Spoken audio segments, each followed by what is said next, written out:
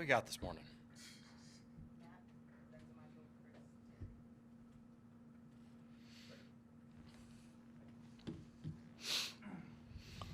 Zach, good morning. Curious, the entire season in general, you look at a game like Friday night, for example. You guys have 8 players, 2 of them on standard contracts. You're going up against 2 of the best players in the world on a team with a lot to play for. On paper, it looks like a blowout, and yet you guys take them down to the wire. It felt like there were a lot of games like that this year where you guys maybe fought above your heads compared to what was on paper. I'm curious, the season as a whole, given the circumstances, what do you think it said about the competitive standard and spirit that you guys have established inside this building and the organization? Yeah, reflecting on this season, once it became clear that, maybe wasn't our year, from an injury standpoint, from a health standpoint, from the way the season started, we, putting our heads together, we really wanted to make a point of let's get something, out of these games that we have in front of us. Let's compete to win, every night. And every conversation that Taylor and I had, it's let's make sure we're developing in a way that we can build off of into next season. Unique spot, right, for a team that has the level of, proven success, at some level, that we've had over the last couple of years, and talent level, certainly with aspirations, next year and beyond to win at the highest level, of the NBA. So we certainly made a point of trying to maintain that level of competitiveness, and I'm proud of the group. We competed to the very last game. We competed, in this last week with who we had available against some of the better teams, some of the more talented teams, certainly in the NBA. And that's something we take pride in. We wanted to make this stretch matter on court developmentally, on court from a competitiveness standpoint, and transactionally, we wanted to go and see what we could kind of unearth. Like, let's see what we could find. It's going to be weird this week not signing more 10 days, right? But like we've had many opportunities, in recent months to see who's out there? Who could we find on a 2-way? Who could we find on a 10-day? Who could be part of this team, going forward? And I think in several instances, and can talk about, anyone you guys want to touch on, Scottie Pippen Jr., for example, someone who we're excited. I think Scottie's proven that he's an NBA player, Trey Jemison showed, flashes and I think improved over his time with the team. We wanted to really make sure that this is a unique spot to be in. Let's look back, hopefully a few years from now and say, no, that was something that was an accelerant to be able to get to where we know we can get to. Hey Zach, when you talk about the reflection part of this season, second half of the year, you played Jaren exclusively at center more than at any point in the past. One, how do you think that projects into the future? Like, do you see him now more so as a center than a power forward? And then 2, how does the second half of this season, Jaren's him playing center, kind of project into what you potentially will do in the offseason in terms of building around that? Yeah, I think nothing's changed there. Honestly, I think I touched on that at least briefly, maybe at the deadline. We wanted to embrace this stretch with Jaren playing more of the 5 from a developmental standpoint, where I think when we look ahead to trying to get through several rounds of the playoffs, against some teams, Jaren's going to have to be the 5. I think we probably are best positioned if Jaren is playing the 5. That being said, from a roster building standpoint, I think we see the value of having, a more traditional or true, whatever you want to call, a big. We've seen Jaren successful with those type of lineups as well. So we wanted to give Jaren those reps as a screener, as a roller, as a ball handler, as a 5, spreading things out. And I think Jaren did an unbelievable job, making the most of those opportunities.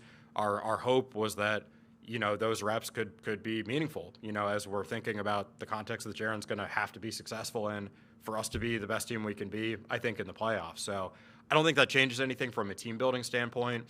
Throw that Brandon Clark was able to come back and we were able to get more reps of Jaren and BC together.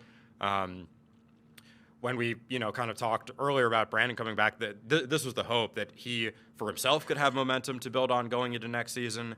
For the team, we wanted him to have an opportunity to play with guys who he's going to be playing with, next season. So that's a pairing that we still very much believe in going forward as well. Whoever you want to call the 4 and you want to call the 5, in that pairing. with Marcus Smart under contract next season, team option on Luke Kennard. Yep. And then you've had Vince Williams, Gigi Jackson, and Jake LaRavia all sort of emerge over the course of the season. Do you feel like that's a wing rotation you'd be comfortable taking into next season, given the expectations for next season? Yeah, it's a wing rotation that I think we're really encouraged by. We went into some recent drafts and went into this season hoping that, some wings would emerge that we would have confidence in going forward. And I think, everyone that you named has either shown, some of them are much more established players, obviously, that, we had a lot of confidence going, in a guy like Marcus Smart, for example.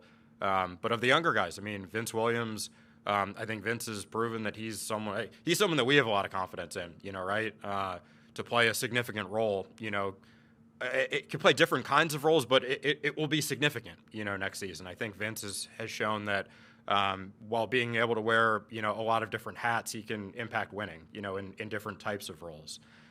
Gigi Jackson, I think looking ahead to next year, Gigi's opportunity will be what is he ready for? We hope we're certainly going to continue to push Gigi and challenge him, and we all see what Gigi's capable, of doing, and the extent to which that role continues to grow, or it'll be based on what is Gigi ready for next year.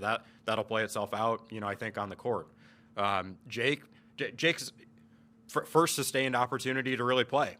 Sometimes having the opportunity to be out there and play through mistakes, for various reasons, including health. Jake just hadn't really had that opportunity until a month or two ago. And there's more work to be done, but I think it was an encouraging stretch, for Jake, and definitely something to build on. So, from my standpoint, we're continuing to build towards the championship until we win a championship, and all facets of the roster, of course, we're going to reflect and see where can we get better. But I think all of the players that you named, Luke, maybe you mentioned as well. Luke is someone we continue to feel, strongly about, someone who we, of course, brings a skill set that I think is important for this team and important in this NBA. Have decisions, to make on him that we'll make, coming up. But I think all of the players that you mentioned are individuals that we view as potentially important to our success going forward. Looking forward, I know you're not going to be able to make any fundamental decisions after the draft lottery, but for roster construction for next year, what factors are you going to take into whether going to the draft to build through the draft or going through free agency and reconstructing through free agency? Yeah, I think, kind of the next major date on the calendar is the draft lottery. We'll have more information, obviously, about where what pick do we have, at that point, which begins to allow us to think through, next steps. I think we're going to be open-minded on what we can do with that pick. If on lottery night, we move up, what I would have to say is, oh, this is great, we've moved up. We're either going to take the best player available or trade the pick. If we don't move up on lottery night, I would say, oh, we still have this great pick. We're either going to trade the pick or pick the best player available. That's an opportunity. We know what we want to address. I think I've said it before. Like I envision we'll add at least a big, probably a big who would be part of the rotation, whether that's a starting big or rotational big. I think we have some work, to do on the roster there, definitely. That could be done by free agency, draft, trade. There's different ways we could go about it. I think we'll have a better idea once we know where we are in that draft. I think the doors that are open are, may well be different depending on which players could be in a certain range and which players might be available, in trades, depending on what, where that pick lands. So that'll be, the allow us to really, start working through it. Zach, I know the end of this season was, prioritizing health and recovery for some of the frontline guys. Can you sort of give an update on the status of Ja, some of those guys, Ja, Dez, just go through the list of the priority guys that didn't finish the season? Yeah, absolutely. I'll work through it, and if there's anyone else you're curious about, please just chime in, and I can touch on anyone. We've certainly had more than enough on that list lately. Ja's doing really well. Ja's on schedule right now. I would say he's expected to be fully cleared for basketball activities maybe halfway, through the offseason. That was a 6-month recovery timeline post-surgery. He is on track, hitting everything he's supposed to be on that. Ja's been very diligent, with his work. He's been around the team, pouring into that every day. expected to be fully cleared and have had normal, basketball reps well ahead of training camp. So Ja's in a great spot. Dez had a back flare-up. That's a weeks, not months, injury. Bummer that, great that he was able to get back and play with Jaren, play with, some of our guys. Brandon, I think they got a game together. Great to build on for next season. There's nothing where there's, I would say, a high level of concern. I don't think there's anything other than Ja. Ja is still months, but on track. Everyone else, I think, I would say, is probably in terms of a weeks of recovery remaining to be, fully cleared and have a healthy offseason and not months, if that gives enough clarity there. Given the way that this season played out with all of the injuries, do you feel like you were able to properly diagnose what some of the weaknesses may be and the direction that you need to improve some of those weaknesses? And what did you identify as areas where this team needs to improve going into next season? Yeah, I think we're, always honest with ourselves about, where are we encouraged by the roster's progress and where can we get better, where are there opportunities to get better. I think the one that obviously stands out, certainly after the trade deadline, where I think we did create flexibility that will help us, improve the roster in general, going forward, but it's probably adding a big. That doesn't mean we're not going to – it's no stone unturned. Every opportunity that we can look at, to continue to build around our core group and put them in the best possible position to be successful going into next season where we have, very high, belief of what this group can achieve together. We're going to look at it, but that there's one that stands out, obviously, and we're not really trying to hide the ball on that. With Ja specifically, he's played so little over a year and a half span, it feels like. Yep. What have you sensed from him when you've spoken to him in terms of his mindset and sort of how do you hope he takes all of this in, what he's gone through here, both, with the off the court stuff a year ago, but then dealing with a major injury almost just as soon as he comes back? Yeah, it's not a disappointment, but I hated it for Ja and I hated it for the group that so soon after making, some real strides in the right direction, getting back on the court, and the group putting it together. When we had some opportunities to play some of the better teams in the NBA when this group was closer to full strength, I thought that was encouraging, including for Ja himself. So to have a season-ending injury, and rug kind of pulled out, from under him, hated that for him. He's recalibrated. He's committed himself, very well, I think, to the rehab process. He's just excited to get back. There's a patience that's not fun, and that in where the season's been at, I think for all of us, it's I have ideas of what I want to do, and I can't even act on them, for months at this point. Still, we need to know where we're picking. We need to get to a point where you can transact again. We're excited to, be able to carry through on all of those things. I think for Ja, he just, he's been putting in the work.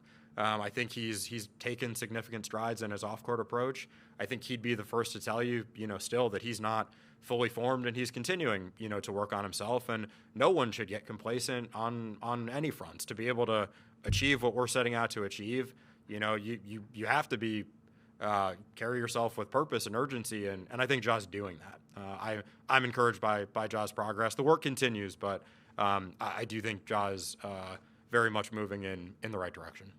We'll have time for 2 more questions. So Chico and then Colin. Hi. Yeah, could you please talk about Yuta Watanabe's improvement since he was here as a two-way player to a standard NBA player? Yeah, I think it was great having Yuta back with us. Obviously, he's been out for a little bit of a stretch here, but nonetheless, it's been great to have him, back with our group. Yuta's someone whose game, I think, has grown considerably, since his first stop with us. Becoming, a real knockdown shooter from three, continuing to work on his body. He's always been someone that I think is kind of embodies the DNA of what we're about. He's a very team-first player, very selfless, competitive, really goes about things the right way, and I think on all fronts of his game, there's been real growth. Hey Zach, so a year ago in the same room, you guys made it point that you wanted to add more veteran presence in the locker room with certain things happening. Do you think you saw that type of maturity and growth this season, and despite all of the the injuries? Yeah, I think there's been significant growth. Would give a lot of credit to Derrick Rose, who, that may not have played as many games as he hoped to this year and as we hoped, for him to be able to play. But Derrick Rose has made a very significant impact. Just the presence that he has, the perspective that he has. I know he's someone that the guys definitely, really appreciate the perspective of and lean on. And would say the same thing for Marcus Smart, someone who, very much brings it, has, so much knowledge, to share from his the playoff runs that he's had, his approach, his care factor. I do think what those guys, have brought to the table has been significant, for the locker room. Again, not going to sit here and say that everyone is perfect and fully formed or anything to that effect. I think our guys are just now entering their core and increasingly, taking on responsibility themselves, of the standard that, what we stand for from a team and the ownership, I think, that they take of that and recognize that there's a level at which they need to operate for us to be able to get to where we all believe, we're going to be able to get to. So I think those guys have been terrific in what they've brought to the table, and there has been, real growth from the guys with that in mind and independently of that as well. Thanks, everyone.